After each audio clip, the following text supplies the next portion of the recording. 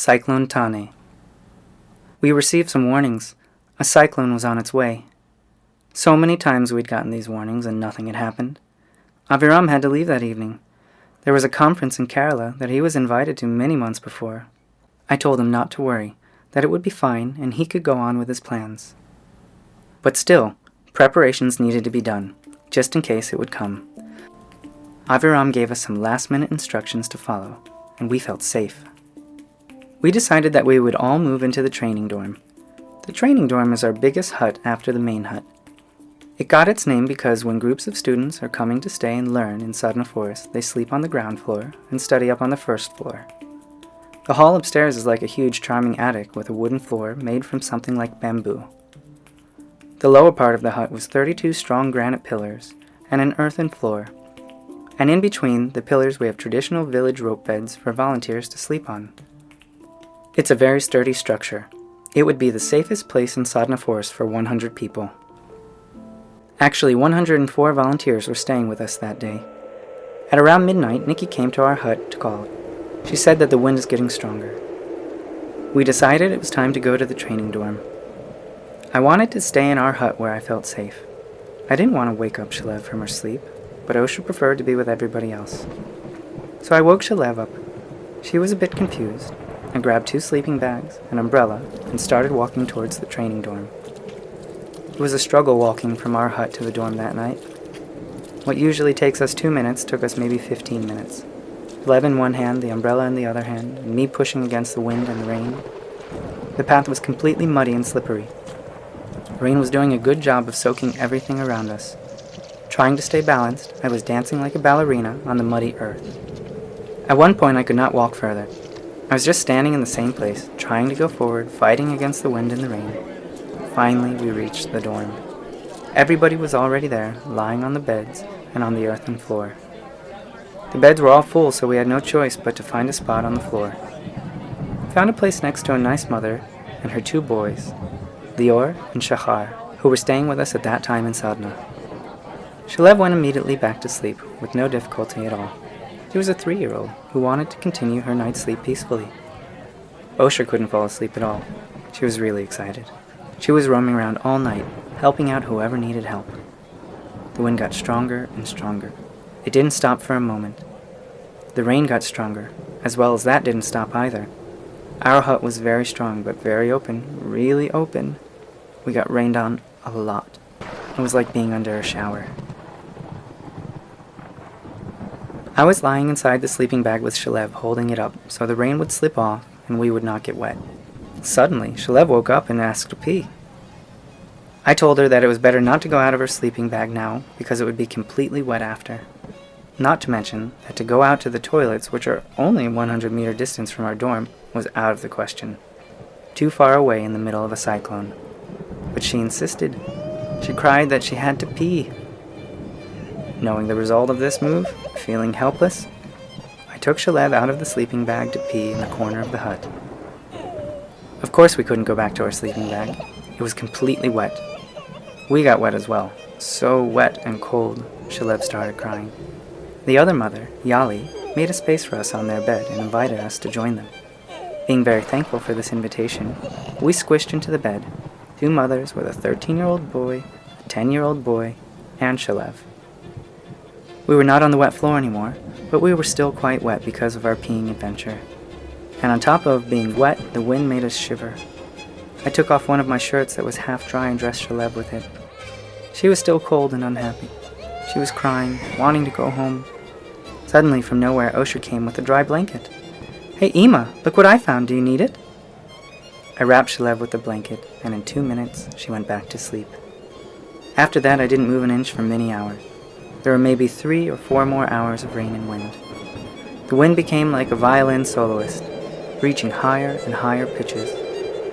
The conductor had left and it was playing by itself.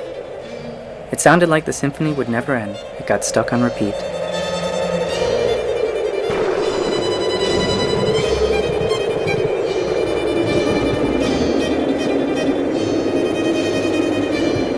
Shalev was sleeping on my lap. My back was hurting, my legs as well. I was cold and tired. All these hours I was sitting in silence, surrendering to the situation, waiting for the morning to come. While sitting with Shalev on my lap, some information started coming to my ears. We lost a hut, and another hut! My heart stopped for a moment. Wow. Damage. I didn't think in these terms until that moment. After an hour, it continued. We lost one more hut, and one more hut. What are they doing there outside? It's dangerous. Don't roam around. We'll see the damage in the morning. It will not run away. We lost 11 long-term volunteer huts. My heart was dropping. My goodness, so much damage. Up until a few days ago, there had been 20 of them. 20 private huts for the management team of Sadhana Forest. Now only 9 were left standing. One of the boys who was with us on the bed was nervous as well. He was a bit afraid of this unexpected situation he had gotten into. He was just traveling with his mother, not really looking for adventure. Suddenly, like in the fairy tales, someone came and distributed hot tea to all. They're incredible, our team. They're making tea in the middle of this storm. They were supporting each other so beautifully. 104 people. After a while in the middle of the storm, between the drumming of the raindrops and whistling of the wind, a sweet sound came to my ears. The sound of people oming. The om sounded louder and softer, and it continued for hours. I was meditating on the relaxing sound, waiting for the storm to be over. At 8 a.m., the wind became quiet. It had stopped. Finally, after 6 hours or more, it had stopped. Everybody left the dorm except for me and Shalev. Shalev was still sleeping, not really noticing that something had happened the night before. I had to move and stretch for a bit. My body was paralyzed and aching. I really needed to pee. I tried not to wake her up. I was gently moving my arms and legs until I couldn't sit without moving any more, and with a heavy heart I decided to grab Shalev and move us to the main hut. It was not easy to go back to the main hut. The same path I was struggling on the night before was again a challenge. We had to hop over some trees that had fallen down and jump over little puddles. The sun was very bright. I opened my eyes wider and wider and looked around myself into the new reality of Sadhana Forest. We found a dry spot in the old part of the main hut and rested for a while. Then I was looking for Osher. Found her. She was completely okay. Shalev woke up with her usual smile. We called Aviram and talked to him quietly on the phone. I tried to stay calm, to show the girls some confidence. Everything was good, but actually everything was different. There was a lot of mess, my goodness. There was a lot of mess. It was very quiet, so quiet. One could hear the sound of a snail. Some people were sleeping, some were cooking breakfast. It was 2 days before the end of 2011. I took my accordion and started playing. I was peacefully sinking into the sound of my accordion. The sun was shining, trees were bright and clean. Fresh air entered the tip of my nose. It was a beautiful new day. I decided to make a journey to my hut and get some dry clothes for me and the girls. Shalev insisted on joining me for this trip. The walk to our hut was so much fun for Shalev, climbing up on broken trees, falling into water holes, removing branches which blocked our path. Finally, we reached the hut. I was shocked. It wasn't a pleasant scene at all. It was quite a disaster. Wow! There was not even one thing that had stayed in its place. No! Actually, this is not true. Luckily, our books on the side shelves were completely protected. I couldn't believe it. I was so happy to find my photo albums and my favorite books safe and dry. I was looking for dry clothes. Many of them were scattered on the ground, outside of the hut, fully wet and muddy. But I managed to find a few dry pieces. I put the stuff in a big bag and returned to the main hut. The sound of the gong came to my ears. It was breakfast time. In a strange way, it didn't sound like the everyday breakfast gong. It was different this time. We knew that we all had the same secret to share. Everybody entered the main hut and sat quietly. It was a special moment. We felt like a big family, a family of 104 people, caring for each other in a very beautiful way. No one was selfish. People were thinking all the time how to help and support each other. We counted the dry bed sheets that we found in the dry cupboard. We only had 75 dry sheets, but we were 100 people. What should we do? 4 volunteers left for Pondicherry, the nearby city. They needed a hot shower. But then it turned out that they couldn't have hot showers since there was no electricity in Pondicherry for many days after the cyclone. Everybody wanted a dry spot to rest after the hectic night. With a lot of collaboration, many people doubled up and slept 2 in one bed with 1 sheet, adjusting happily to the situation. Suddenly, Osher asked me innocently, "It's Friday night today. Eco Film Club. Should we screen the movie?" Actually, we were in quite a good situation compared to our neighbors. We had electricity from our solar system, we had water to drink, water for cooking. We were very, very lucky. We felt super lucky. Afterwards, we found out that there were places in Norville which didn't have water and electricity for almost a month. Later on, we realized that all the roads were completely blocked. After the morning breakfast, we scattered around the community taking rest. Most of the people were sleeping, dreaming, processing the events of the past 24 hours. In the evening, the phone rang. "Arid, how are you doing? We were trying to get a hold of you the whole day. The phones didn't work until now. Are you okay there? Is anybody hurt?" It was our friend Kartik on the other side. Once I had met him when he was hiking in our forest. The next day he came and volunteered with us for a week. Then I found out he's a neighbor from the other side of the big road. "We're okay. Nobody's hurt. 104 people are all fine. Some damage to the huts, actually a lot of damage to the structures, and a big mess. Please come over. At least you and the family." "How? It's not possible. The road in the forest is completely blocked." "Okay, wait, I'm coming." He hung up the phone.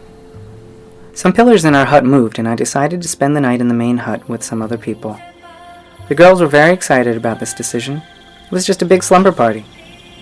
After 2 hours, around 9 p.m., my girls were already sleeping, but the others were still tossing and turning in their beds. I heard somebody calling my name. I got up to see who was there. It was dark outside.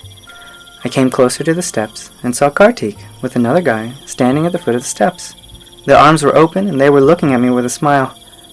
"That's it. The road's clear now. Come home." I had tears in my eyes. "I'll not come because the girls are already sleeping peacefully. But take the other families. They absolutely need some comfort tonight." I sent a bunch of people with Kartik, a French family with 2 daughters, an elderly couple on their second honeymoon, a delicate Parisian lady, and the 2 Israeli boys and their mother. The main hut was silent now. I closed my eyes and went to sleep. The next morning, we got a phone call from the people that stayed the night at Kartik's house. They were all super happy. They enjoyed the beautiful welcome and hospitality they had received. The phone was ringing again. It was again Kartik on the line. "Tonight is New Year's Eve. I'd like to invite you and all the volunteers to come and celebrate New Year with us and sleep over." "Are you sure? Do you have space for everybody?" Yes. You just come. All of you come. We'll have a peaceful celebration together for the New Year." I passed the invitation on to the rest of the group. They were all surprised and happy. They were not expecting to be able to celebrate this particular New Year. There was chaos everywhere. We were cleaning all day.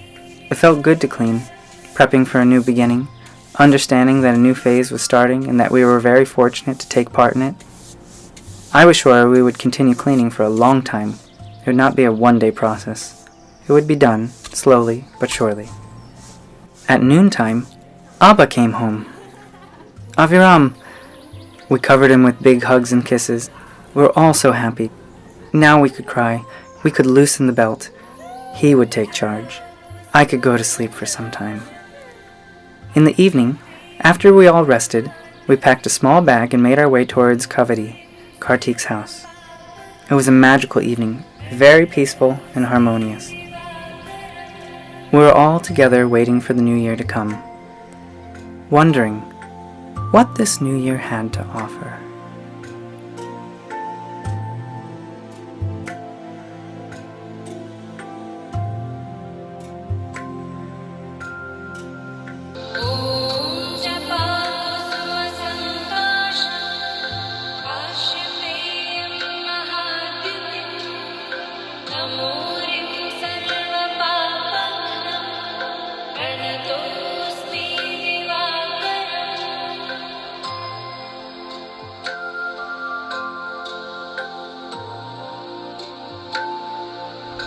The book, From My Little Hut in the Forest, is a collection of short stories from our first 12 years in Sadhana Forest, where I share with my readers the most challenging and beautiful moments from the everyday life of a family working to turn a reality into a dream. You're most welcome to download for free the PDF and the audiobook. It is available on our website at sadhanaforest.org. I hope you will enjoy it.